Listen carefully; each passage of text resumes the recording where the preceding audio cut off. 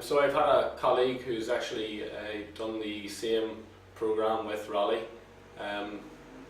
He went to Costa Rica, and when it actually came out to VolkerFitzpatrick and the opportunity was offered, he told me it's something that I couldn't turn down. He said he actually really enjoyed the experience. What inspired me to apply for the Overseas Development Challenge was the opportunity to help and lead young people in a hostile environment. I think it's life in the 21st century is fairly easy in the UK, and I think it's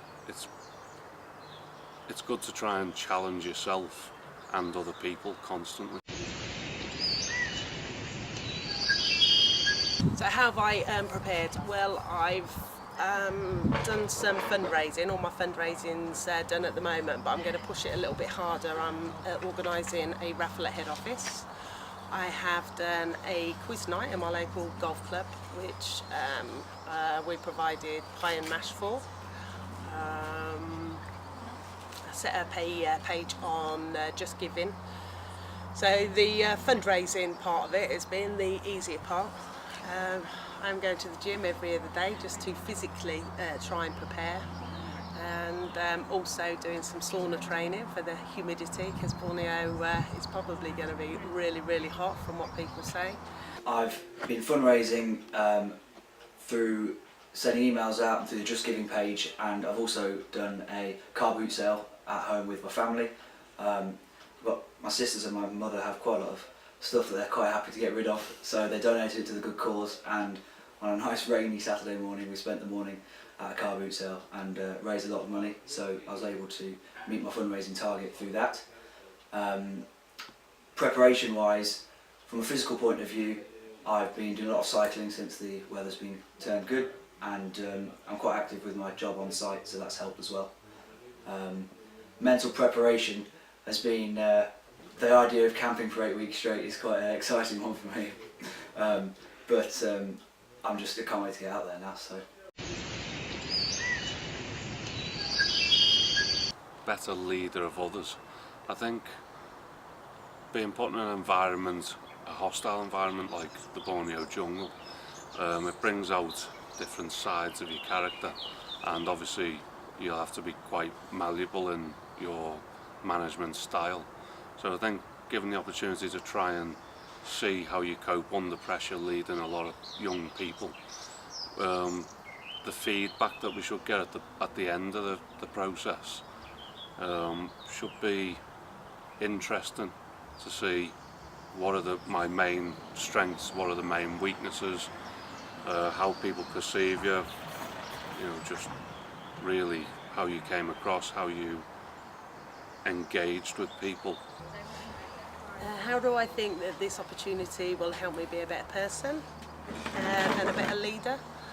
I just think being taken out of your own environment, going into something that is completely out of your comfort zones. Everybody will be the same. I think it'll just break down any kind of barriers that anybody has, and literally each day, just to survive, you've got to be able to go and get your water and cook, put camp up so that you can sleep.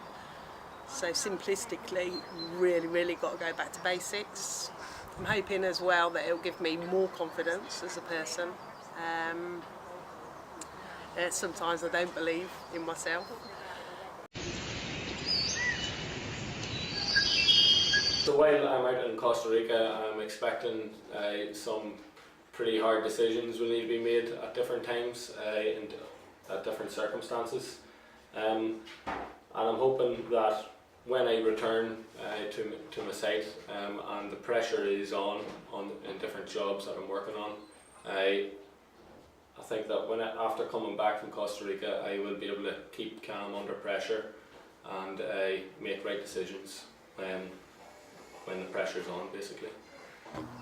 Big decisions are going to have to be made, and the ultimate responsibility will lie on my shoulders. So I think given that chance to be the man in charge of quite a large team of people and make responsible decisions, big decisions which ultimately could affect the whole project, is something that I'll take away and should hopefully develop me as a person. So the skills and qualities that I think that you'll need is good leadership skills. You need to have quite a lot of common sense. Be quite encouraging and morale boosting for others, because I can imagine that it'll be really hard for some of the younger ones that are there being away from home for all that time. So I'm hoping that when I come back I'll be able to easily raise morale, do risk assessments more easy, and just be able to lead a lot better. So I think there's quite a number of skills that I can bring to the expedition. Not only through work, obviously I'm a site manager for VolkerFitzpatrick. I work with different people from different backgrounds, different cultures, so my communication skills I would consider them to be quite good. But as well as that, I'm involved in a number of sporting teams. I play for a Gaelic team in London, so I mean there's plenty of drills and games that I can play with the peers.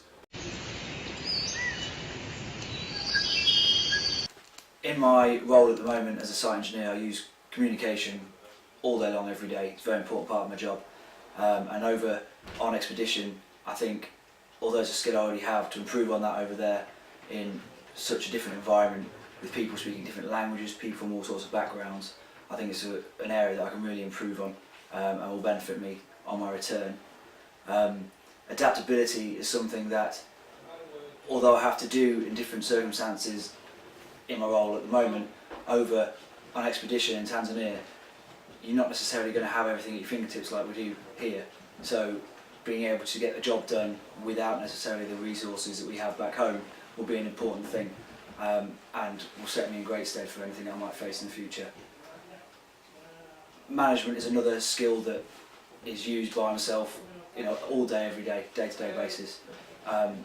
And when I'm on expedition, I'm going to have to be managing people who, although they might want to be there, some of them might be becoming homesick, some of them might halfway through decide it's not the right thing for them to be doing, and to sort of manage the situation, help them cope with it, and to keep the team together, keep the team bond together, I think would be a really good skill to have. Something that, again, back in England in my normal role, I can really make use of. So three main things that I'd like to, or skills that I'd like to improve on, is logistics and organising myself a lot better. If I don't do it when I'm out in Borneo, then I'll either go without eating, sleeping or drinking, so that will show me the basics of that. Also as well, being able to be confident enough to lead. I don't think I need to be more outgoing, because most people tell me to shut up, but it's about sitting back and listening more to other people. That'll be really important, just watching other people's behaviour, just seeing when they need help.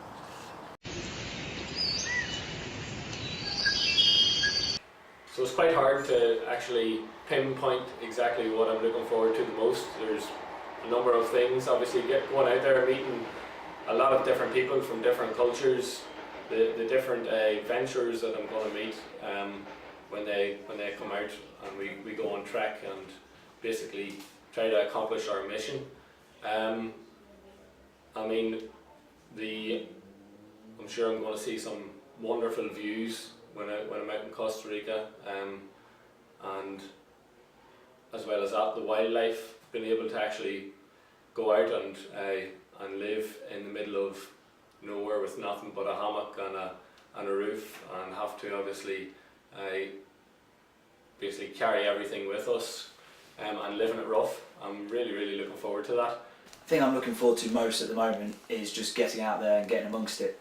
I can't wait to actually arrive in country, meet everyone I'm going to be working with, meet my team, and just get stuck into the project phase and the challenges that lay ahead.